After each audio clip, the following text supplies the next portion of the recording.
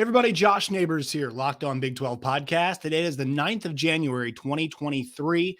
And on today's show, a look at the national championship game tonight between TCU and Georgia, how you guys can find all of our coverage, what I'm looking forward to, and some of my favorite plays for the game tonight when it comes to the betting realm. All of that and more is coming up on this special edition of Locked On Big 12. You are Locked On Big 12, your daily podcast on the Big 12 Conference, part of the Locked On Podcast Network, your team every day.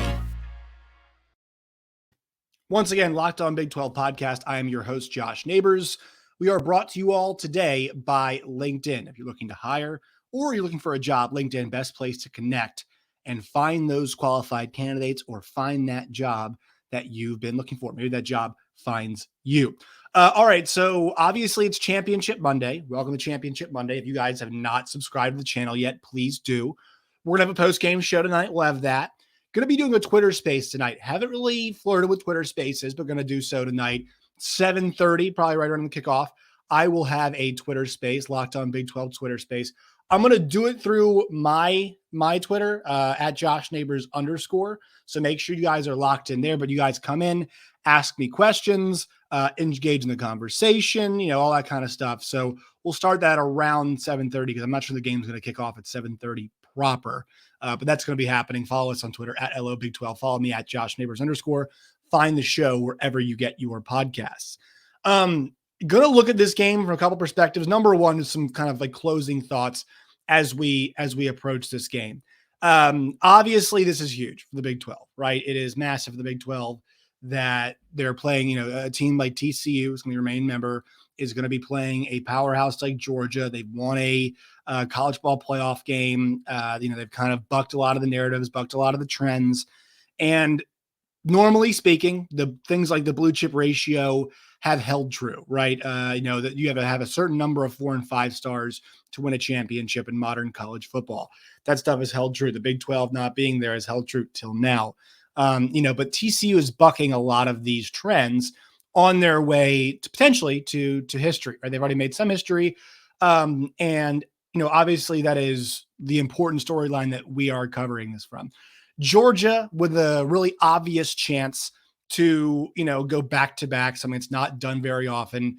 Kirby Smart, an excellent chance to kind of grab that mantle from Nick Saban. Is he anywhere near as accomplished? No, but in terms of program stature and dominance, you have to start thinking about Georgia as the program in college football. Now, these things can swing back and forth. We know that Alabama just posted the best recruiting class in the country last year, and it was an excellent recruiting class. My God, Nick Saban's back, and they're rocking and rolling on that front.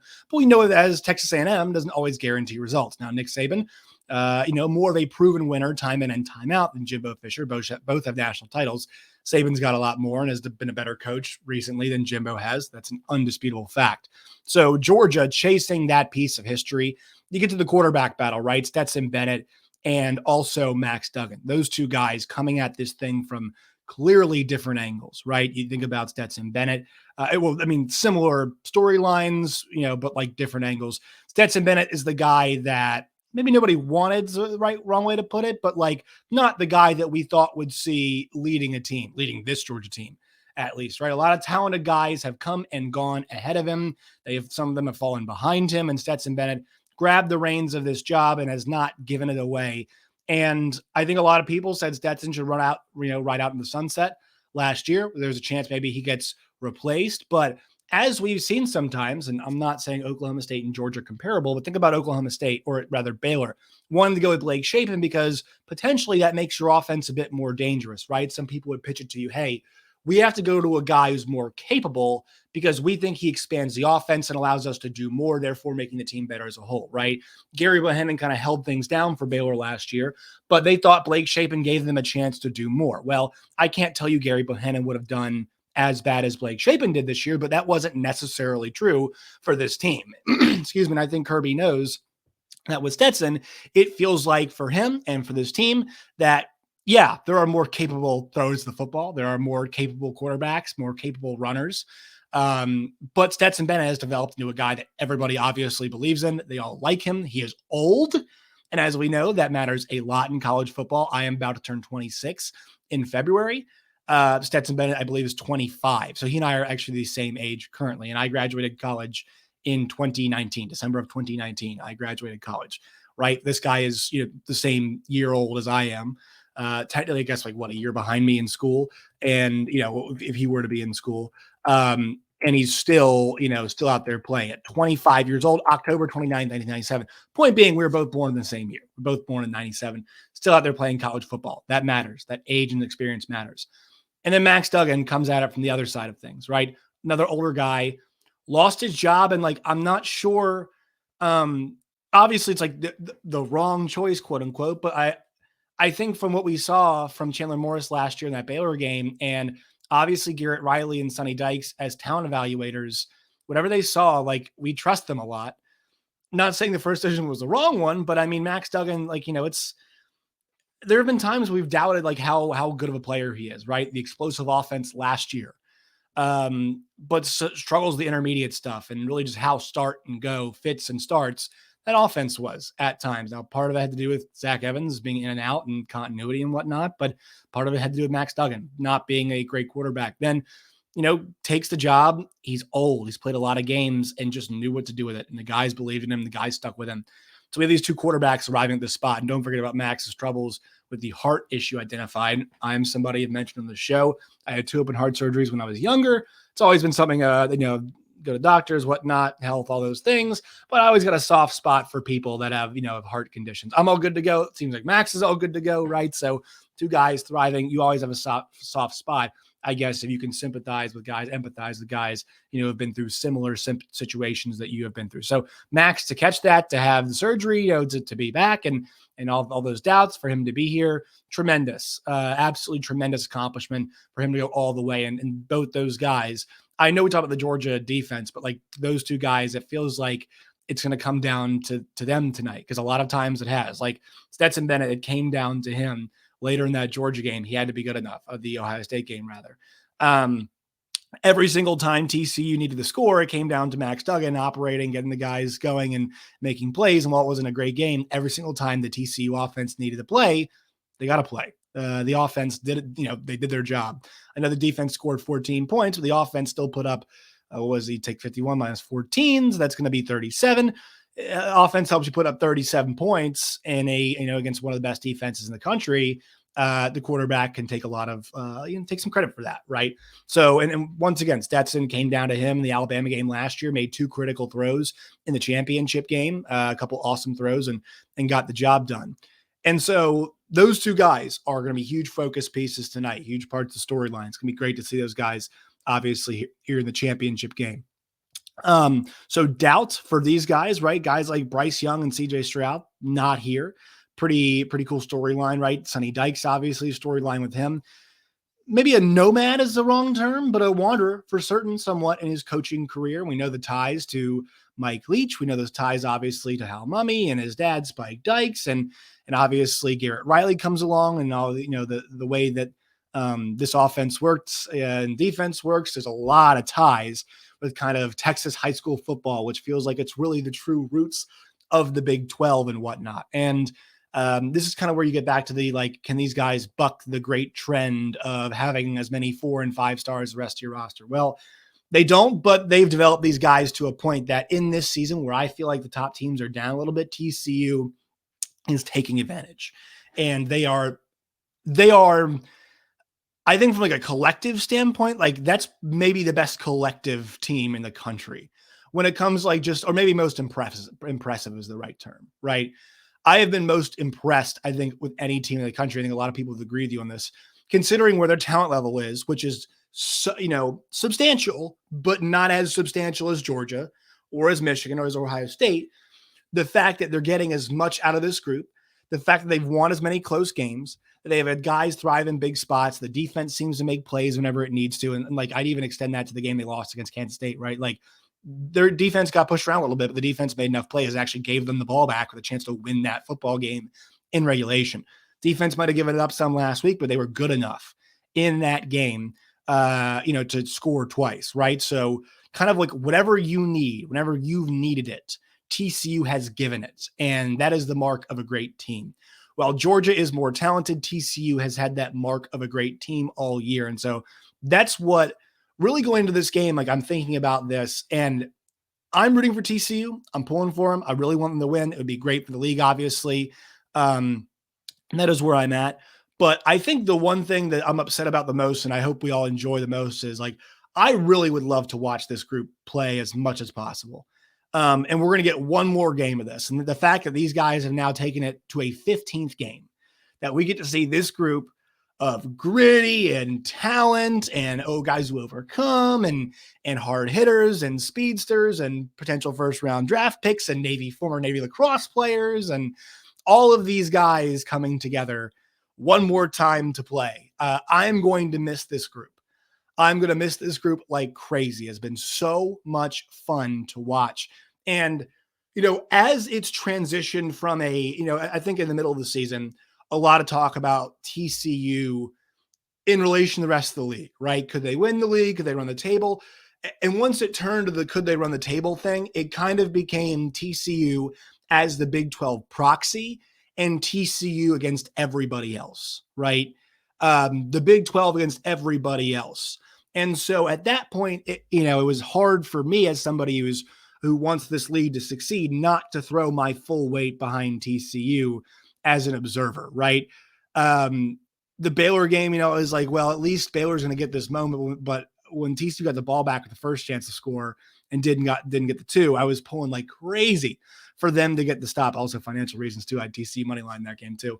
But that is, it was hard not to, and they became such a proxy for it. And so I feel like really, I know this podcast almost in some ways for the last month, especially, has felt like almost like a TCU podcast in some ways. And I apologize for that, but it's hard not to, with the way this league has been and with the way this league was this year and with the way that this team represented the league and the challenge at the end and the fact that it felt like all the steam kind of left the engine after the Michigan loss. But the fact that Sonny Dykes and company gathered the troops and goes out and they beat Michigan. It's why I love this team, the resilience. Every single time you ask a question of them, they've got some kind of answer every single time. And so I'm going to miss watching this group play. So for you folks who want the Big 12 to do well, I know some of you all Baylor fans, it would really hurt to watch them win a championship. I get that, but for the overall health of the league, guys, it's better off if TCU wins this thing. Put your allegiances aside. It is great for our league. Also, we're going to get some more money from that too, right? But like it's going to uplift. A rising tide lifts all boats, right? I think it's really funny because I was also examining this question and I saw an article about it in the Oklahoman about TCU now supplanting Oklahoma State and Baylor as like the presumptive favorite moving forward the rest of of time, I guess you could say, not of time, but like as we move into the future Big 12, like TCU's kind of solidified their spot as the next top team. And I think they've got a lot of advantages as we head into the new Big 12. I think they're in a great spot. Obviously being in Dallas-Fort Worth, the success, showing what they can do, it's huge. But once again, last 3 years, 6 separate teams, the championship game. We saw the way Oklahoma State and Baylor fell off after their championship runs in the Big 12. And so while I think we all just want to say, man, K-State and TCU are set up well, that's what we said last year. Because, right, Baylor's a private school. I know they're not in Dallas-Fort Worth, but Baylor's, got all this money and this beautiful stadium and a coach in Dave Aranda that we like a lot. I would caution you to say, like, that's not necessarily going to be true. Do I like TCU's chances? Sure. And I'm not trying to diminish TCU. The point I'm trying to make here is that we should really be grateful for this group right here. Because I know this group is special in terms of TCU's history. I think we should all acknowledge this as a special group in the history of the Big 12 Conference when we consider what modern college football is, and also as a potential blueprint for not just the TCU Horned Frogs, but other Big 12 schools to make it to this point. I think, I hesitate to say schools like Kansas State could do it. Maybe they could, but I'm not, like, once again, I'm not trying to diminish Kansas State at all. I'm not sure every single Big 12 school can pull off what TCU did. I think Baylor can. I think Houston could. I think Cincinnati could because of their location. I think UCF can. Hell, maybe Iowa State can, right? I know they're their favorite last year, one of the CFP darlings, but it didn't happen for them, right? So I think the conversation that we have about what teams look like in this league moving forward is a fascinating one after tonight. But this just goes more like to saying, like, what does this mean for the league? It's obviously a really important game. I don't think the league has to have it. But when it comes to the game itself, let's spend some time on this. All right. TCU is plus 13. They are a plus 375 underdog. The over-under is 63.5 points. In this game, I'm taking TCU plus 13, and here is why. TCU all year has played close contest after close contest. This Georgia group does not appear to be one that where the door is shut and that is it and that's over. It is not a squeeze you and compress you from the word go. They have had some moments where they have not looked excellent this year. The Missouri game is one of them. Parts of the LSU game, parts of the Kentucky game have to be mentioned. Obviously, the Ohio State game. There is film out there of multiple games of vulnerabilities in multiple spots. Kirby Smart, at times, I know after the Missouri game, he was critical of Stetson Bennett. After the Ohio State game, was critical of Stetson Bennett, of the way he has played at some points. There is vulnerability there. Now, TCU is not the dog walking type, right? They do not blow the doors off of you either.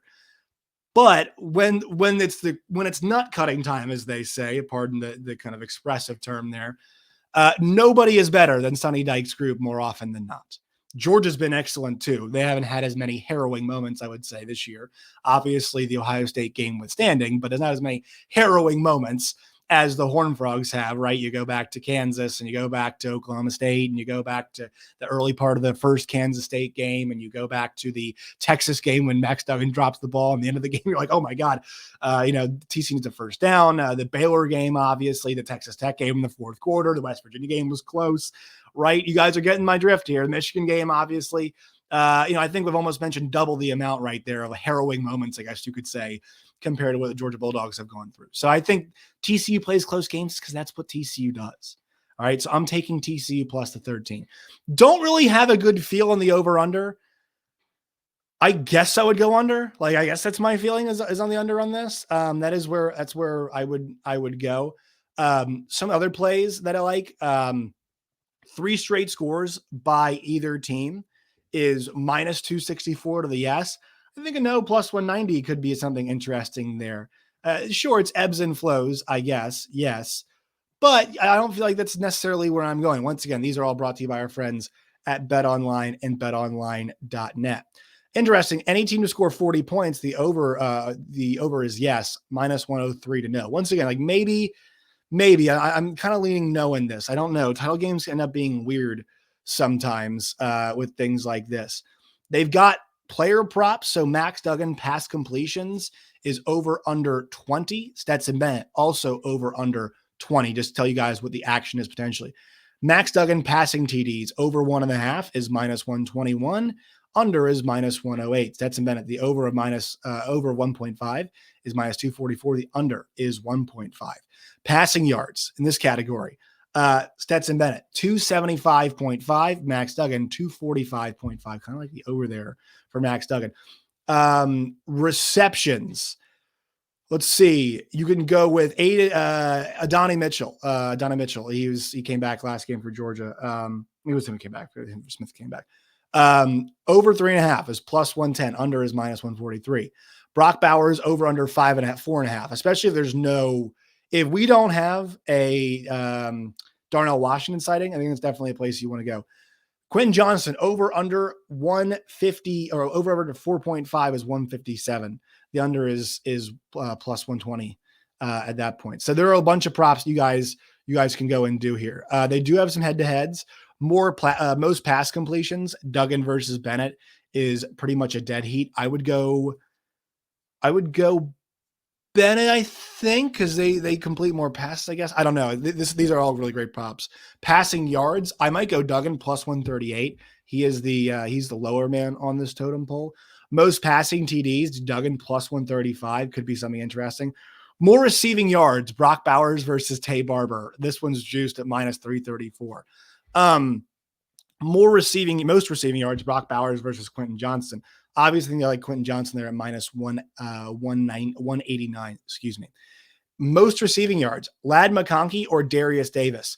Davis is plus 134. I love him on that prop. So there are a bunch of those that you guys can go with. MVP, the odds right now are at first it's Stetson Bennett, then Kenny McIntosh, then Edwards, then Milton, then McConkey, then Kyrus Jackson, Rosemary Jack Saint, Jalen Carter. Max Duggan's like the fifth Georgia or fifth player they have on here. He has got the second best odds though at plus 475. You guys want Max Duggan? D Mercado at plus 1600. Kendra Miller's plus 1800. Quentin Johnston is there for you guys at plus 1200. So there's some of the props that you guys can get. All right, catch us tonight. We will be doing a Twitter space. I will fire that thing up a little bit before 7:30. So make sure you guys are following me on Twitter at @JoshNeighbors_ so you guys can catch that. Find the show wherever you get your podcast and on YouTube as well. Please subscribe. And I've got Georgia winning the game tonight. I mentioned that last week. I think TCU covers, but let's hope the Big 12 gets a championship here. Hope you guys enjoy the game.